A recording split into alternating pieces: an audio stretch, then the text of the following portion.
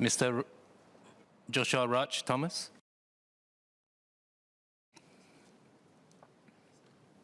Sir, there are two applicable principles that this House should look at when considering the motions before us. The first is the legal principle of the presumption of innocence, which had been mentioned by the Leader of the Opposition and Mr. Lim. And the second is the legal and democratic principle of tenure of office as provided in the Constitution. The first is a simple, almost universal principle that where a person is being investigated or has been charged with an offence, he is to be presumed innocent until found guilty by a court of law. The government's stated position is unequivocal support for this principle. As the Honourable Law Minister said in response to the Honourable Member Mr. Christopher D'Souza's PQ on this in August 2008, I quote, let there not be any doubt on this point. The presumption of innocence is an important and fundamental principle, and it is one of the foundations of our criminal justice system. The government is absolutely committed to upholding the presumption of innocence as a core principle in our commitment to the rule of law. The principle is also applied by the courts in Singapore.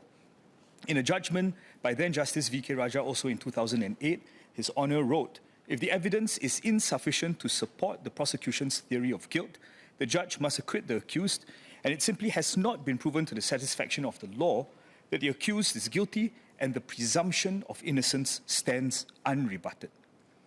As it stands, Minister's warrant is still under investigation.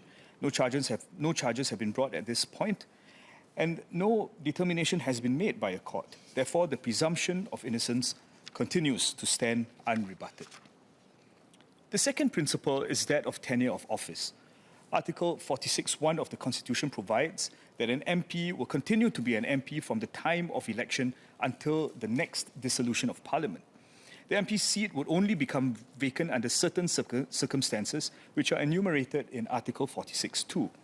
These include resigning, failing to attend sittings in 2 consecutive months without obtaining leave from the Speaker, and becoming subject to the disqualifications from being a Member of Parliament, like being convicted for an offence by a court and sentenced to imprisonment for a term of not less than 1 year or to a fine of not less than 10,000. The principle of tenure of an MP is important. It is a nod to the fact that MPs are elected by the people, who are the highest source of authority in a democracy, and that they should therefore not be easily removable by any other authority in the land. This underlying reason should also apply to suspensions, because a suspension is imposed by a body other than the people and prevents an MP from carrying out what he was elected to do.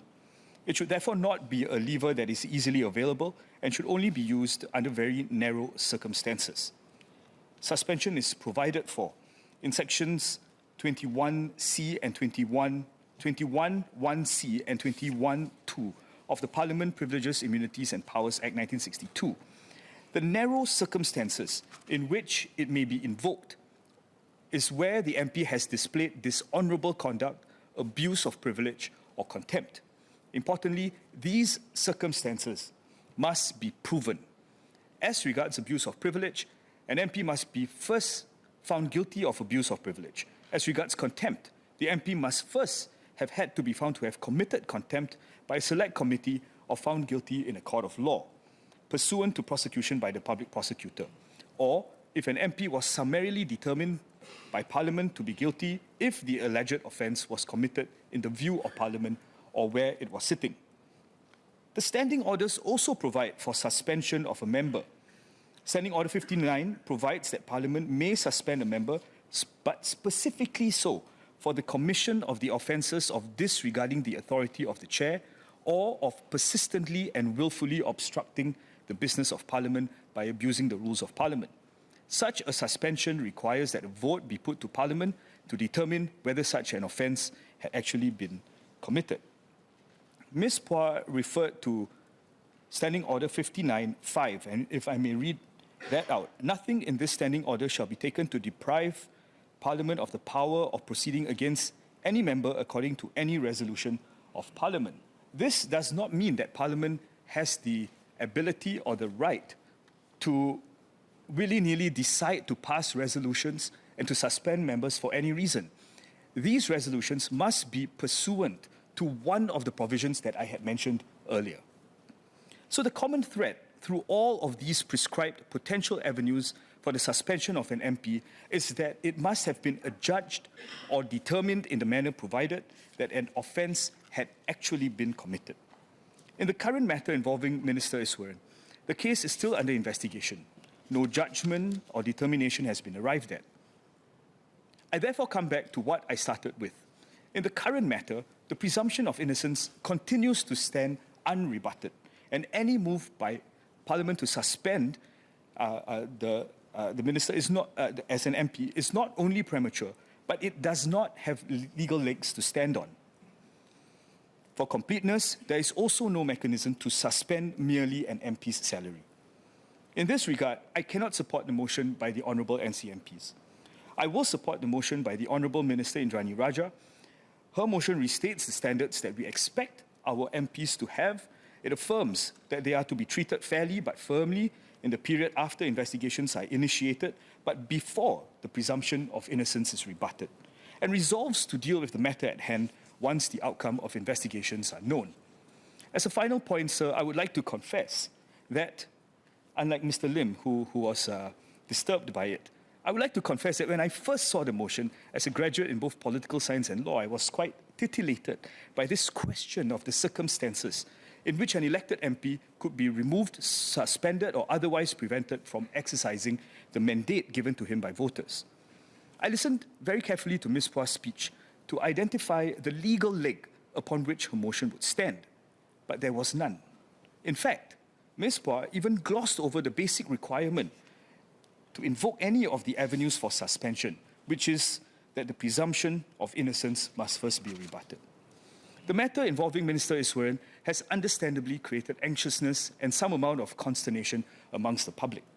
As a polity that prizes transparency, fairness and incorruptibility, it is not unexpected that questions on egalitarian treatment or just or unjust remuneration have arisen in relation to this case.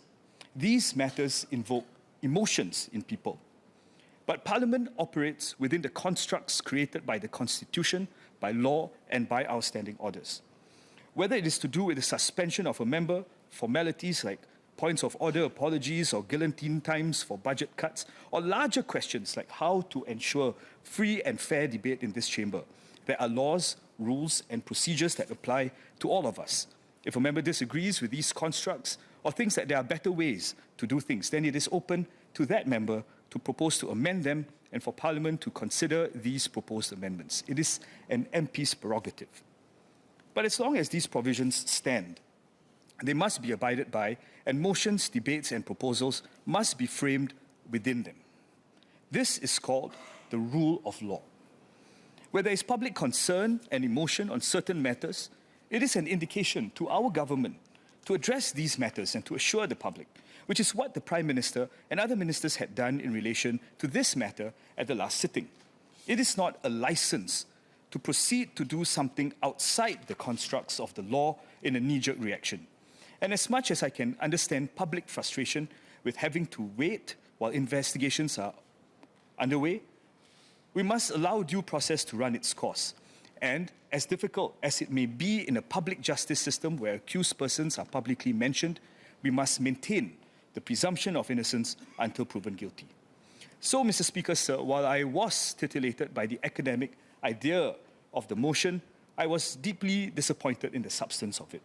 A motion that calls for the suspension of a member must necessarily, as a basic premise, first set out the legal provisions upon which the proposed suspension would stand. There are simply none disclosed in Ms. Pua's speech. For the reasons I had set out in my speech, I will not support the motion raised by the Honourable NCMPs, and I will support that raised by Minister Indrani. Thank you, Mr. Speaker, sir.